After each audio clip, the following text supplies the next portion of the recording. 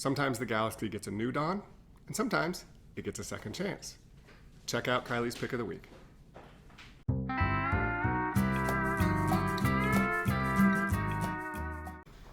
Hey there, everyone. I'm Kylie at Games Unlimited, and I've got a behemoth to talk about this week. We just got a restock of Eclipse, Second Dawn for the Galaxy. This is the second edition of Eclipse, one of the highest rated 4X style games on the market.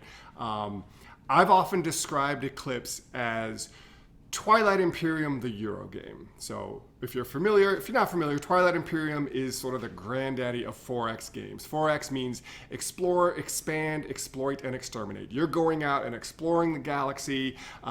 You're getting resources. You're building up ships. Ultimately, you're probably fighting the other players. Some of them involve negotiation.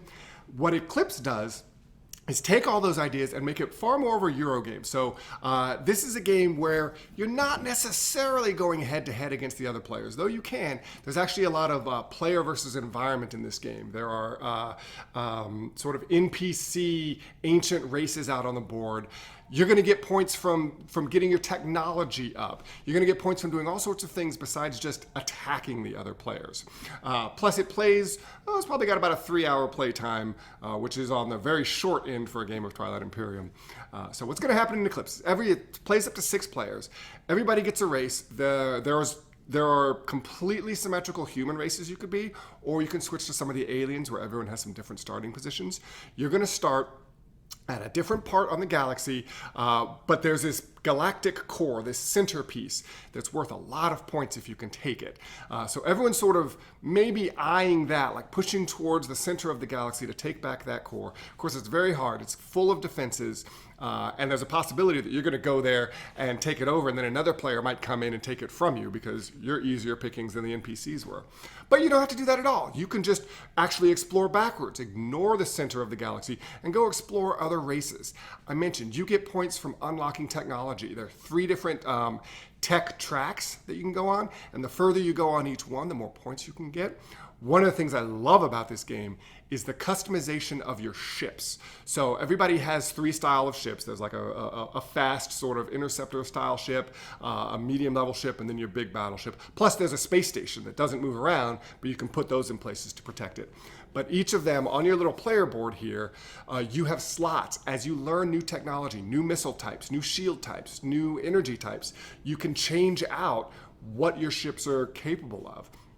So maybe your little fast attack ships, you want them to be super nimble so they can go explore things. They don't pack a lot of punch, but they can move fast. Or maybe you want them so that you can swarm. You have a bunch of them. They don't move very fast, but they're bristling with weapons and missiles. You can just get in, take a bunch of casualties, but do a bunch of damage to the NPCs or the other players. Really, it's up to you. It's up to what technologies you manage to unlock. The game also has this really cool feature where the technologies are out there. New technologies come out every round. So maybe something's out there and that's unique and you're like, I'm going to grab that because that's going to be unique to me. And unbeknownst to you, maybe next turn, 2 or 3 more copies of that same technology come out. And like, oh man, suddenly I don't have that advantage. You just never know with this game. I think Eclipse is phenomenal. For me, it is the very epitome of grand 4X. It doesn't have a ton of negotiation. There's a little bit. It actually has this other cool feature where you can create an alliance with another player, and that's going to give both of you an increase in production because you do have to look at every round how much money you're producing, how many raw materials you're producing. Depending on how many ships and how many planets you control, you're going to have to pay money just for upkeep. But having an alliance is great because it gives each of you more production, but it also means you cannot attack each other. You can't even have your ships into their turn in the same place as another player, so it can be limiting. If you do break the alliance, you get this traitor token, which is minus, I believe, 2 victory points at the end of the game.